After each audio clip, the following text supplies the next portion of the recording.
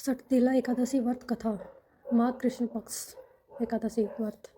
एक समय दालबे ऋषि ने पुलस्त्य ऋषि से पूछा कि हे महाराज, पृथ्वीलोक में मनुष्य ब्रह्म इत्यादि महान पाप करते हैं, पराये धन की चोरी तथा दूसरे की उन्नति देखकर ईर्ष्या करते हैं, साथ ही अनेक प्रकार के व्यसनों में फंसे रहते हैं, फिर भी उनको नरक प्राप्त नहीं होता।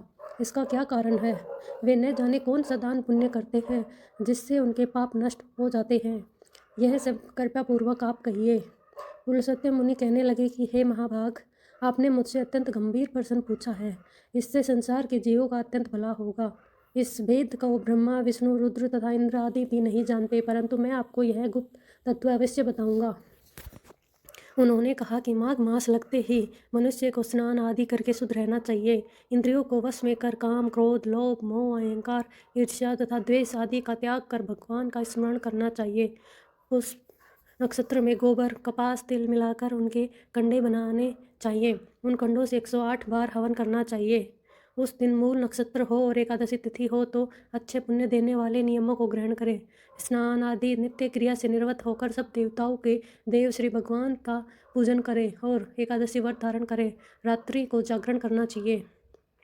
उसके दूसरे दिन धूप, दीप, नैवेद्य आदि से भगवान का पूजन करके खिचड़ी का भोग लगाएं। तत्पश्चात पेठा, नारियल, सीताफल या सुपारी का अर्घ देकर स्तुति करनी चाहिए। हे भगवान, आप तीनों को शरण देने वाले हैं, इस संसार सागर में फंसे हुए का उद्धार करने वाले हैं। हे पुंडरीकाक्ष, हे विश्वभावन, हे पूर्वज, हे जगतपते, आप लक्ष्मी जी सहित इस तुच्छ अर्घ को ग्रहण करें। इसके पश्चात जल से भरा घड़ा ब्राह्मण को दान करें और ब्राह्मण को श्यामा गो और तिल पात्र देना भी उत्तम है। तिल स्नान और भोजन दोनों ही श्रेष्ठ हैं। इस प्रकार जो मनुष्य जितने तिलों का दान करता है उतने ही 1000 वर्ष स्वर्ग में वास करता है। तिल स्नान, तिल का उपटन, तिल का हवन, तिल का तर्पण, तिल का भोजन, तिलों का दान, ये तिल के 6 प्रकार है। इनके उपयोग के कारण यह षटतिला एकादशी कहलाती है। इस व्रत को करने से अनेक प्रकार के पाप नष्ट हो जाते हैं। इतना कहकर पुलस्त्य ऋषि कहने लगे कि अब मैं तुमसे इस एकादशी की कथा कहता हूँ। एक समय नारद जी ने भगवान श्री विष्णु से यही प्रश्न किया था और भगवान ने जो षटतिला एकादशी का महात्म्य नारद जी से कहा सो मैं तुमसे कहता हूँ। भगवान ने नारद जी से कहा कि हे नारद, मैं तुमसे सत्य घटना कहता हूँ, ध्यानपूर्वक सुनो। प्राचीन काल में मृत्युलोक में एक ब्राह्मणी रहती थी। वह सदैव व्रत किया करती थी। एक समय वह 1 मास तक व्रत करती रही। इससे उसका शरीर अत्यंत दुर्लभ हो गया। यद्यपि वह अत्यंत बुद्धिमान थी, तथापि उसने कभी देवताओं या ब्राह्मणों को के निमित्त अन्न या धन का दान नहीं किया था।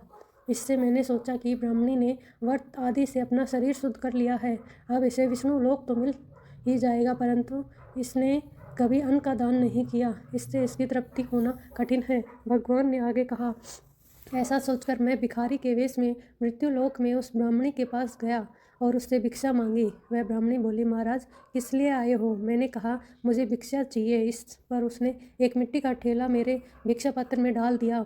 मैं उसे लेकर स्वर्ग में लौट आया। कुछ समय बाद ब्राह्मणी भी शरीर का त्याग कर स्वर्ग में आ गई। उस ब्राह्मणी को मिट्टी का दान करने से स्वर्ग में सुंदर महल मिला, परंतु उसने अपने घर को अनादि सब सामग्रियों से शून्य पाया। घबराकर वह मेरे पास आई और कहने लगी कि हे भगवान, मैंने अनेक व्रत आदि से आपकी पूजा की, परंतु फिर भी मेरा घर अनादि सब वस्तुओं से शून्य है। इसका क्या कारण है? इस पर मैंने कहा, पहले तुम अपने घर जाओ, देव स्त्रियाँ आएंगी तुम्हें देखने के लिए। पहले उनसे षटतिला एकादशी का पुण्य और विधि सुन लो, तब द्वार खोलना। मेरे ऐसे वचन सुनकर वह अपने घर गई। वह देव स्त्रियाँ आई और द्वार खोलने को कहा तो ब्राह्मणी बोली, आप मुझे देखने आई हैं तो षटतिला एकादशी का महात्म्य मुझसे कहो।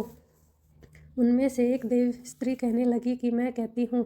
जब ब्राह्मणी ने षटतिला एकादशी का महात्म्य सुना तो द्वार खोल दिया। देवांगनों ने उसको देखा कि न तो वह गांधर्वी है और न आसुरी है, वरन पहले जैसी मनुष्य है। उस ब्राह्मणी ने उसके कथन अनुसार षटतिला एकादशी का व्रत किया। इसके प्रभाव से वह सुंदर और रूपवती हो गई तथा उसका घर अनादि समस्त सामग्रियों से युक्त हो गया। अतः मनुष्यों की मूर्खता त्याग कर षटतिला एकादशी का व्रत और लोभ न करके तिल आदि का दान करना चाहिए। इसके दुर्भाग्य, दरिद्रता तथा अनेक प्रकार के कष्ट दूर होकर मोक्ष की प्राप्ति होती है।